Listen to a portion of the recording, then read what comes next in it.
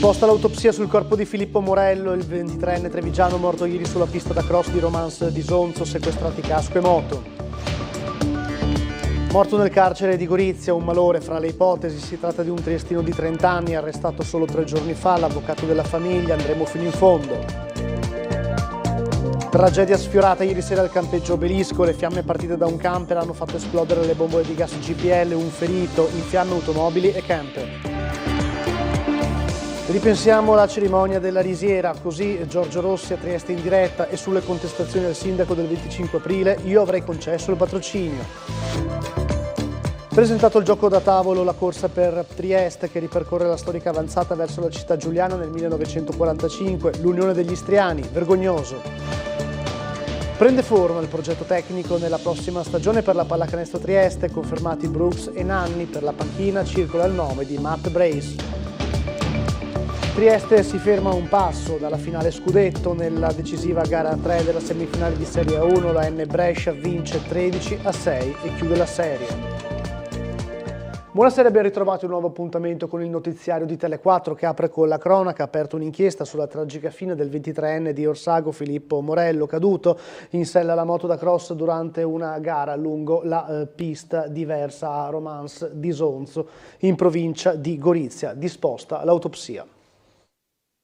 Amava fin da piccolo il motocross Filippo Morello. La tragedia proprio durante la seconda tappa del campionato regionale del Friuli Venezia Giulia. La procura di Gorizia ha aperto un fascicolo, per ora senza indagati. I carabinieri giunti sul posto hanno sequestrato la moto del giovane ed il casco ed hanno sentito i testimoni presenti al momento del gravissimo incidente, mentre il pubblico ministero ha disposto l'autopsia per chiarire le cause della morte. Dolore e incredulità ad Orsago, dove viveva il 23enne assieme alla famiglia. In via Corridone è calato il silenzio, nell'abitazione la disperazione di mamma e papà che hanno assistito alla caduta mortale del figlio. Il giovane, sbalzato dalla moto, è stato travolto da altri piloti. A nulla sono serviti i soccorsi tempestivi e le manovre di rianimazione dei medici intervenuti con ambulanze dell'Isoccorso. Il 23enne è morto su quelle piste che lui amava tanto. Il sindaco di Orsago, Giancarlo Mion, è andato ad abbracciare la famiglia, chiusa nel dolore. Non abbiamo neanche parlato, ci siamo solo abbracciati perché è un momento difficile, duro. Avevano 2 figli, una famiglia normalissima, marito e moglie che lavorano, 2 figli, uno di 20 e uno di 22 anni. Filippo aveva la passione, aveva la passione del motocross, ha fatto una gara in Friuli, era anche portato per il motocross, mi diceva il papà, perché comunque era in testa, è caduto e quello che lo sopraggiungeva gli ha piombato addosso. E non poteva evitarlo, mi ha detto anche suo papà. Un bravo ragazzo, lavorava a Cordignano presso la ditta SCM, sconvolti i colleghi appena appresa la tragica notizia. Lavorava da circa 3 anni, era una persona splendida, una perla rara, al di là di tante cose, veramente era una persona gentile, molto garbato e sempre disponibile, ma anche molto bravo.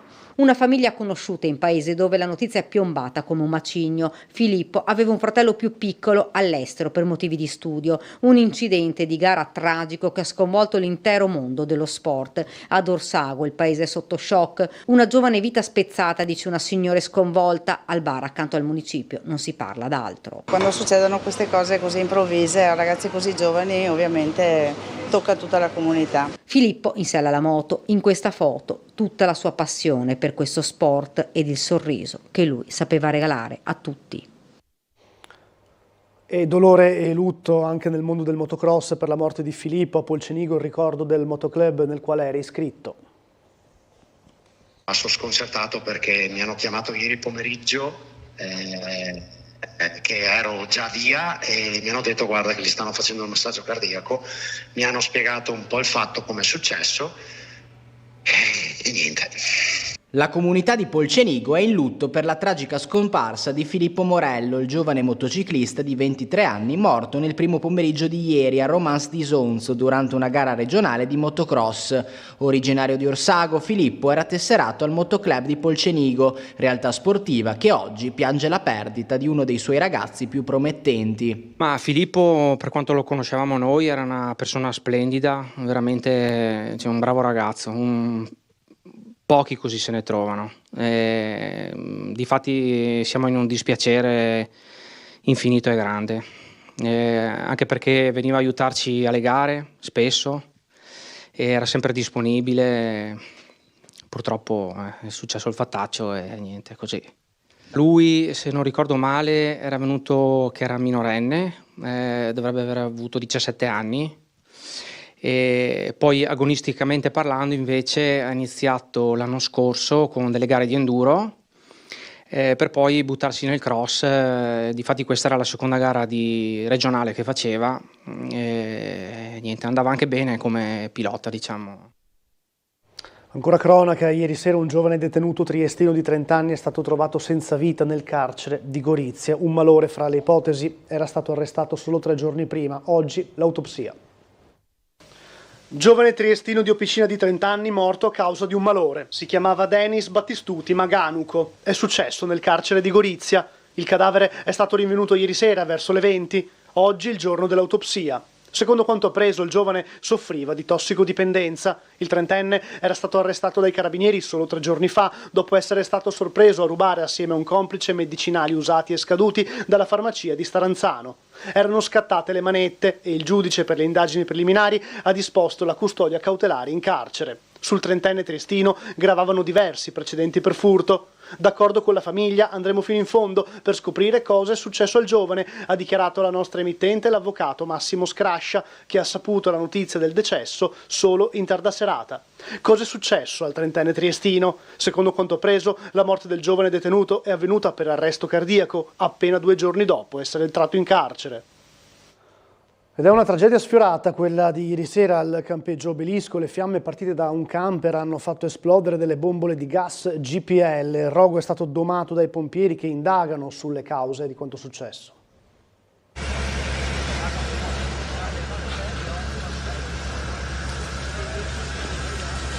Sono ancora in fase di accertamento le cause che hanno scatenato l'incendio nel tardo pomeriggio di ieri al campeggio Obelisco. Le fiamme sono partite dall'interno di un camper. I vigili del fuoco intervenuti sul posto stanno ricostruendo la dinamica del fatto. A seguito dell'innesco sono scoppiate anche delle bombole GPL all'interno dell'abitacolo. Poi le fiamme si sono allargate anche ai vicini veicoli. Poteva essere una tragedia. Fortunatamente il bilancio è solo di un ferito lieve soccorso dai medici del 118 arrivati sul posto. Il campeggio non è stato fatto evacuare, ma alcuni ospiti hanno scelto di uscire. Altri invece si sono spostati in un'altra zona lontana dall'incendio per non rischiare di rimanere coinvolti. Il fumo nero che saliva al cielo lo si è notato in tutta Trieste. Sul posto sono intervenuti i pompieri del distaccamento di Opicina con una squadra, 2 autobotti del comando di Trieste e un'altra da Monfalcone. Nel giro di un'ora e mezza la situazione è stata riportata sotto controllo. Il giorno dopo l'incendio le diverse automobili e camper coinvolti nell'incidente sono ormai delle carcasse irriconoscibili. Anche una motocicletta è stata sciolta dalle fiamme, così come le suppellettili e i vari materiali da campeggio. Erano diretti in Veneto per vedere un familiare quando si è materializzata la tragedia in cui hanno perso la vita i coniugi triestini Patrizia Furlanetto e Massimiliano Simonetti. Sentiamo. Era in viaggio assieme alla moglie per andare a trovare il fratello residente a Oderzo, in provincia di Treviso. Una gita fuori porta, finita nel più tragico dei modi, quella di mercoledì mattina. Massimiliano Simonetti e Patrizia Furlanetto, triestini di 78 e 77 anni, sono deceduti dopo aver sfondato con l'auto il cantiere fra Latisana e Portogruaro al chilometro 452. L'attività di lavoro in corso era segnalata 1 chilometro prima. Secondo le ricostruzioni, sul posto per competenza la polizia stradale di Palmanova, prima l'auto ha investito i coni segnaletici, poi dopo aver impattato più volte sulla barriera di sicurezza ha centrato a grande velocità il veicolo della manutenzione di autostrade Alto Adriatico, che a sua volta ha tamponato il mezzo di un'altra ditta. Nessun operaio è rimasto coinvolto nell'incidente. Proseguono le indagini per appurare le cause della tragedia, come emerso fra le ipotesi quella di un malore dell'uomo che si trovava alla guida.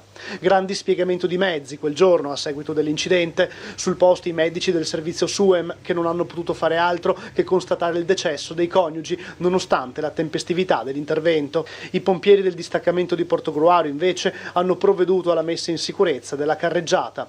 Come giocoforza succede in questi casi, il traffico è andato completamente in tilt, con code chilometriche che hanno coinvolto tutto il tratto fra Latisana e Portogruaro. Un incidente stradale alle prime luci dell'alba a Barcola, un autobus della compagnia Flixbus è finito fuori traiettoria e ha urtato diverse auto parcheggiate lungo la strada. Fortunatamente non sono stati segnalati feriti gravi. Sul posto il personale sanitario del 118 che ha rilevato solamente codici verdi, molto più gravi invece i danni materiali alle auto che erano parcheggiate in sosta. Blitz dei carabinieri a Ronchi dei Legionari, dove un 31enne è stato arrestato in flagranza per detenzione di droga ai fini di spaccio. Durante la perquisizione nell'abitazione i militari hanno sequestrato circa 170 grammi di hashish, un bilancino di precisione e materiale per il confezionamento delle dosi. L'uomo, già noto alle forze dell'ordine, era sotto osservazione da tempo a causa del sospetto via vai di persone dal suo appartamento e i sospetti si sono rivelati fondati. La sostanza stupefacente è stata trovata in gran parte nel comodino della camera da letto e in piccole quantità anche sul tavolo del soggiorno. Dopo l'arresto il 31enne è stato portato al carcere di Gorizia. Il giudice ha poi convalidato l'arresto disponendo per lui gli arresti domiciliari. La Regione e l'Università di Trieste hanno presentato i nuovi spazi sperimentali ricavati nelle aule dell'Ateneo di via Monfort, dedicati ad un hub multiservizi per la giustizia di comunità.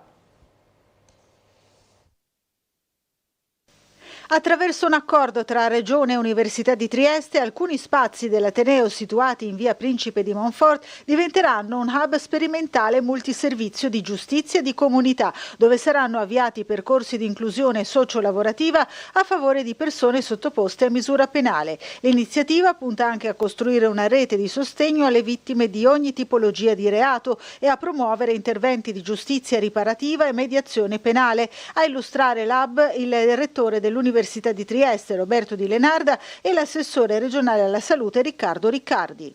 È un fatto culturale importante, spinto molto dal Ministero della Giustizia, quindi dalla Cassa delle Ammende, che sostiene con un valore importante questa iniziativa dove c'è un cofinanziamento della Regione. Questo guarda a una prospettiva di recupero. La giustizia riparativa ha a che fare con questi elementi di una società che riconosce gli errori e quindi gli errori hanno delle pene e delle responsabilità, ma una società non può, pur non avendo sconti, perché gli sconti non ci devono essere, non deve creare degli scarti, perché è chiaro che determina delle tensioni insostenibili. Quindi è una scelta forte, una scelta coraggiosa e io sono contento che tutti insieme, anche con l'Università e il Ministero, siamo riusciti a raggiungere un risultato che era tutt'altro che scontato. Un gioco da tavolo presentato oggi a Trieste riaccende i riflettori su uno dei momenti più significativi della storia del confine orientale italiano. Vediamo. Si intitola La corsa per Trieste ed è il progetto di un gioco da tavolo dedicato alla storica avanzata verso la città giuliana nella primavera del 1945, caratterizzata dalla concorrenza tra la quarta armata jugoslava e l'ottava armata britannica. La presentazione del gioco si è svolta oggi a Palazzo Gopčević assieme agli autori Glauco Babini e Mirko Carrattieri. La corsa per Trieste fu un episodio cruciale della Seconda Guerra Mondiale, in cui le forze jugoslave e alleate si contesero il controllo della città, portando a una sovrapposizione non concordata di zone di occupazione e alla successiva crisi diplomatica del dopoguerra. È stato per noi, particolarmente sfidante poterle mettere in campo di fronte ad una questione così sicuramente complessa come la vicenda storica di questo territorio alla fine della Seconda Guerra Mondiale. Ipotizziamo fin dall'inizio una scala dedicata alla corsa per Trieste, quindi la scala, diciamo, se vogliamo, dedicata alla parte militare, dove di fatto si muoverà su un impianto, diciamo, di tipo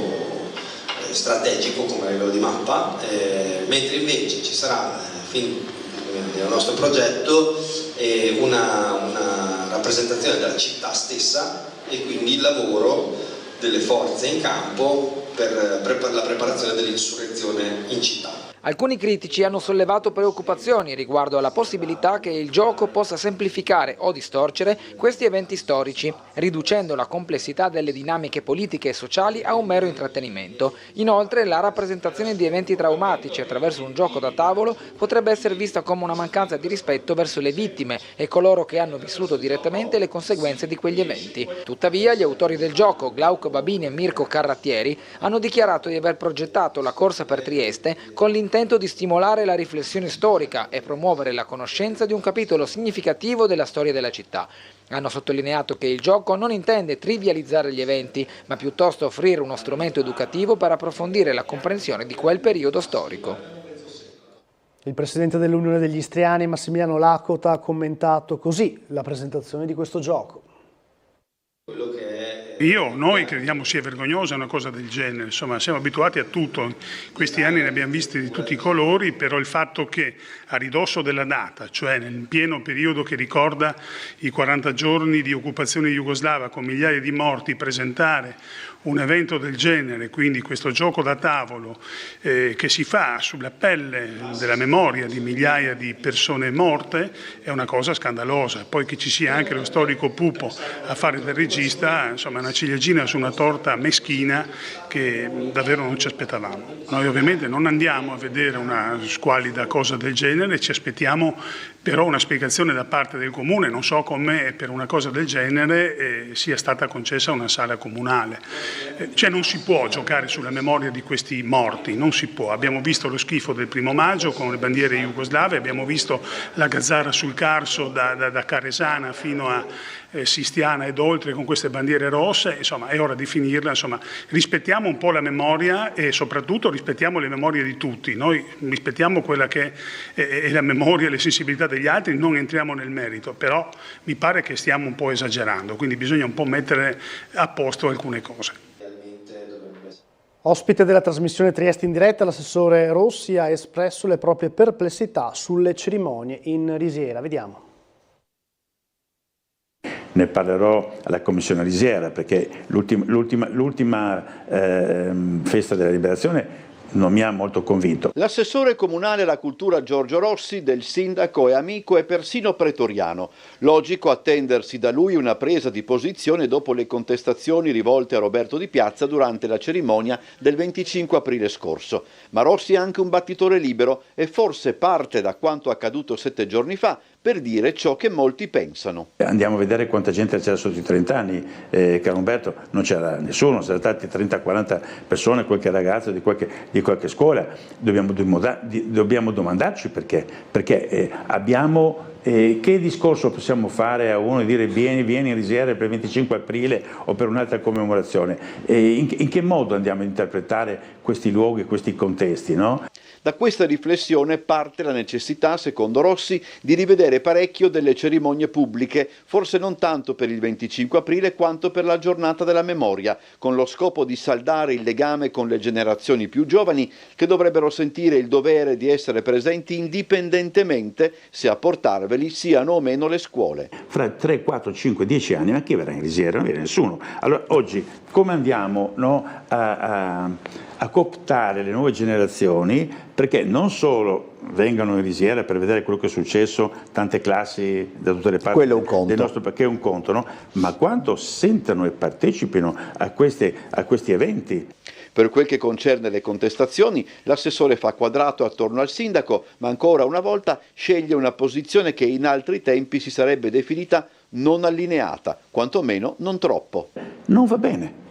Poi se loro sono d'accordo di avere questo atteggiamento, perché comunque non hanno digerito alcune cose, io ne ho parlato col sindaco, parliamoci chiaro, anche noi abbiamo le nostre responsabilità, non usciamo da un contesto in cui tutte le responsabilità sono da una parte, no? Però c'è modo e modo di affrontarle, non vado qui con la bilancia a sapere chi ha torto o chi ha ragione, così non si va avanti. Lei avrebbe dato il patrocinio anche per la festa?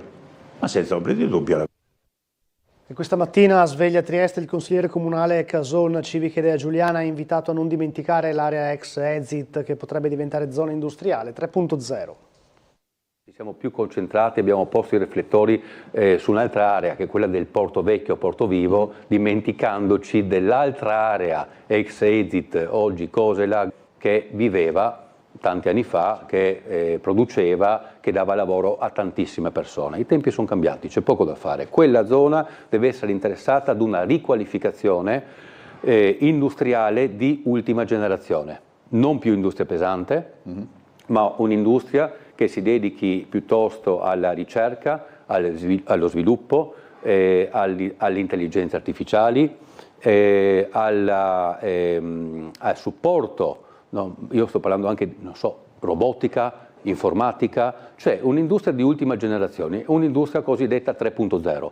Ecco, allora sì che si potrebbe riconvertire quell'area, però se si pensa di voler ancora proseguire su un'area come Trieste, alla produzione e poi intervenire con l'assistenzialismo, cioè con le politiche passive del lavoro, non quelle attive, ma quelle passive che consistono nell'erogazione delle casse integrazione guadagni, contratti di solidarietà, eccetera, eccetera, io non sono d'accordo su questo. Perché? Perché andiamo a creare industria e poi dobbiamo intervenire con gli ammortizzatori sociali. Questo non va bene. Allora cerchiamo un attimo di fare un piano di riconversione. Io ancora questo non l'ho visto. Sono uno dei primi a sollecitarlo, sicuramente. Mi interessa, vorrei che partisse questo nuovo piano di riqualificazione. Andiamo in pubblicità, ci rivediamo fra poco.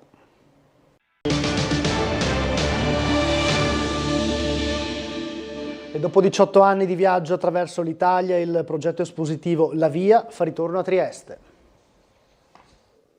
Dopo 18 anni di itineranza in prestigiose sedi italiane, il progetto espositivo di arti visive e letterarie La Via, ideato e curato da fedele Eugenio Boffoli, fa ritorno a Trieste, città da cui ebbe origine. Alla cerimonia di oggi erano presenti Sua Eccellenza Monsignor Enrico Trevisi, vescovo di Trieste, e il presidente dell'ITIS Aldo Pacor. Il tema dell'esposizione, l'arte come essenza universale e senza tempo, capace di attraversare il ciclo vita, morte e rinascita, è stato il centro degli interventi. Il progetto La Via è un progetto di arti visive e letterarie che ha preso le mosse da Trieste nel 2007 e che ha come obiettivo quello del recupero dell'arte, dei valori fondamentali dell'arte, in tempi di grande difficoltà, dove praticamente mercati e borse si sono impossessati un pochettino della bellezza, dell'indipendenza e della libertà dell'arte. I contenuti sono supportati e spiegati attraverso delle didascalie che aiutano la comprensione e traggono origine praticamente dalle filosofie di Oriente ed Occidente. Durante la conferenza sono stati presentati gli artisti coinvolti, le opere, i mostre e le modalità per visitare l'esposizione,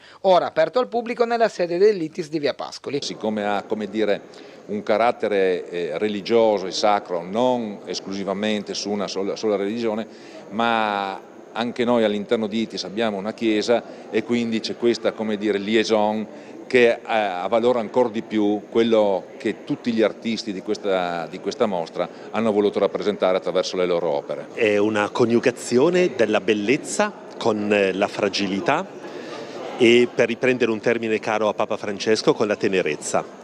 Per cui mi sembra che in questo luogo è depositato e affidato a questo luogo, che è un luogo di cura, ma anche un luogo di fragilità, con la tenerezza, ma che ci sia anche la bellezza, e riuscire a cogliere la bellezza che c'è in ogni persona, e come queste immagini anche ci ricordano, anche in tutto ciò che ci circonda.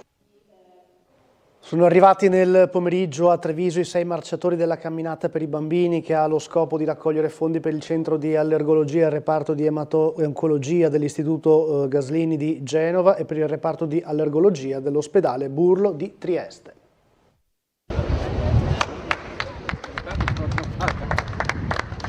Fa lunga? Poco.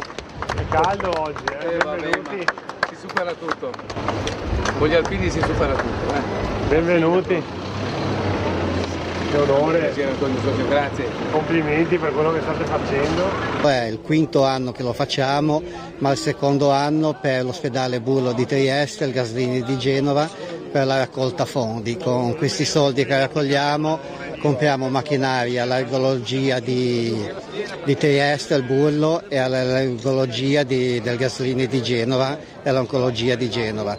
Noi compriamo solo macchinari per questi reparti qua. Treviso è una tappa che è 2 anni che ci fermiamo, abbiamo sentito gli alpini e ci siamo trovati bene l'anno scorso, e anche quest'anno ci siamo fermati perché ci hanno sempre ospitato come sempre fanno. Accogliamo volentieri questi ragazzi, si prodigano per uno scopo meraviglioso, chiedono poco in realtà, perché ci hanno sempre chiesto solamente un po', se avete un posto da dormire, qualcosa che possiamo appoggiarci. Il grande cuore degli alpini, come sempre, ha risposto quest'anno in maniera anche notevole, perché li abbiamo presi, li abbiamo accompagnati, saranno a cena stasera presso il gruppo Città di Treviso, si fermeranno lì a dormire domani mattina riceveranno una buona colazione per poi incamminarsi domani mattina dopo la benedizione ricevuta dal Vescovo alle 8:30 in Piazza del Duomo e lì proseguiranno verso Castelfranco, dove troveranno nuovamente gli alpini, il gruppo alpini di Castelfranco Veneto. Sì, li ringrazio perché far parte di questo importante percorso paesaggistico ma soprattutto di beneficenza per noi è un grande onore. Insieme agli alpini di Treviso li abbiamo accolti qua in Piazza dei Signori proprio per dar loro sostegno anche fisico, perché questa sera ceneranno e dormiranno nella sede degli alpini, però soprattutto per promuovere la loro missione. Fa parte del nostro DNA, noi non possiamo neanche pensare di dire di no davanti a una cosa del genere, viene proprio spontaneo rispondere sì, presenti, quando un'iniziativa così bella viene a suonare il campanello presso l'associazione. E siamo allo sport, la Pallacanestro Trieste muove i primi passi verso la prossima stagione di Serie A. La Pallacanestro Trieste guarda già alla prossima stagione e inizia a definire i primi tasselli del progetto tecnico per il campionato di Serie A 2025-2026. Sul fronte allenatore prende sempre più quota il nome di Matt Brace, ex coach di Varese, attualmente parte dello staff dei Philadelphia 76ers in NBA. Brace, già protagonista in Italia con un gioco brillante e risultati solidi, potrebbe rappresentare il profilo ideale per guidare la squadra sia nel campionato italiano che in una possibile avventura europea, in caso di qualificazione alla Basketball Champions League. Il legame tra Brace e alcuni giocatori già presenti nel roster come Willie Ross e Jerome Brown, entrambi allenati da lui a Varese e recentemente confermati a Trieste, rende l'ipotesi ancora più concreta. La conoscenza del campionato, l'esperienza internazionale e la sintonia con la visione tecnica del direttore sportivo Mike Arcieri lo rendono uno dei nomi più accreditati, anche se al momento non ci sono ufficialità. Sul fronte delle conferme, la società ha rinnovato il contratto di due figure fondamentali. Jeff Brooks, ala forte con doppio passaporto, resterà in biancorosso. La sua esperienza, la solidità difensiva, la versatilità e il carisma nello spogliatoio sono stati determinanti nel corso della stagione, lo saranno anche in futuro. Estensione pluriennale anche per Francesco Nanni, assistant coach arrivato nel luglio del 2023. Oltre al suo apporto tecnico, Nanni si è distinto per l'impegno nelle attività di comunità, rafforzando il legame tra squadra e territorio. Trieste si ferma un passo dalla finale scudetto. Nella decisiva gara 3 della semifinale di Serie A1 la N Brescia vince 13-6 e chiude la serie. La pallanuoto Trieste si ferma in semifinale scudetto. In gara 3, giocata nella piscina di Monpiano, è arrivata una netta sconfitta per 13-6 contro la N Brescia, che si aggiudica così la serie per 2-1. I lombardi accedono alla finale scudetto contro la Prorecco, mentre per Trieste resterà da giocare la finale per il terzo posto contro la Rari Nantes Savona. Nonostante l'eliminazione, il bilancio della stagione per la squadra triestina è comunque molto positivo. Partita senza grandi pressioni, ha chiuso la regular season al quarto posto, ottenendo la qualificazione alle coppe europee. Nella serie di semifinale ha mostrato carattere e buon gioco, soprattutto nella vittoria di gara 2, che resterà uno dei momenti più emozionanti dell'annata. L'ultima partita però è stata complicata. Dopo un primo tempo abbastanza equilibrato, con Brescia avanti 4-2, nel secondo periodo i padroni di casa hanno aumentato il ritmo e preso il controllo, chiudendo l'intervallo lungo sul 7-2. Trieste ha faticato a trovare soluzioni offensive e nonostante qualche buona reazione non è riuscita a riaprire la sfida. Nel terzo tempo Brescia ha continuato a gestire bene la gara, allungando ancora nel punteggio. Un rigore sbagliato da Trieste e l'espulsione di un giocatore chiave hanno reso ancora più difficile la rimonta. Il divario si è allargato fino al definitivo 13-6. Ora l'attenzione si sposta sulla finale per il terzo posto, che rappresenta un altro importante traguardo per la formazione allenata da Maurizio Mirarchi. Io sono molto soddisfatto, è logico che appena finita la partita c'è il rammarico perché era un obiettivo stratosferico, arrivare a una finale scudetto, ci siamo arrivati vicino, abbiamo portato la terza partita a una squadra come il Brescia, abbiamo fatto le prime veramente due grandissime partite, questa non siamo stati dentro la partita, anzi subito siamo innervositi, siamo un po' usciti dalla partita, però devo fare solo i complimenti ai ragazzi per quello che hanno fatto finora. Sono soddisfatto dell'allenatore, del lavoro dell'allenatore, degli atleti, ringrazio tantissimo anche tutti i ragazzi che sono venuti a sostenerci, erano una cinquantina oggi a Brescia, si sono sentiti e ci hanno dato forza. Posso dire che la squadra è sempre in crescita, il Brescia è una squadra allenata a questo tipo di finali, noi dobbiamo ancora crescere su questo punto di vista, però so che con l'arrivo di Maurizio le cose andranno per il verso giusto e cresceremo di anno in anno. È tutto dal notiziario di Tele4, grazie per averci seguito, buona serata.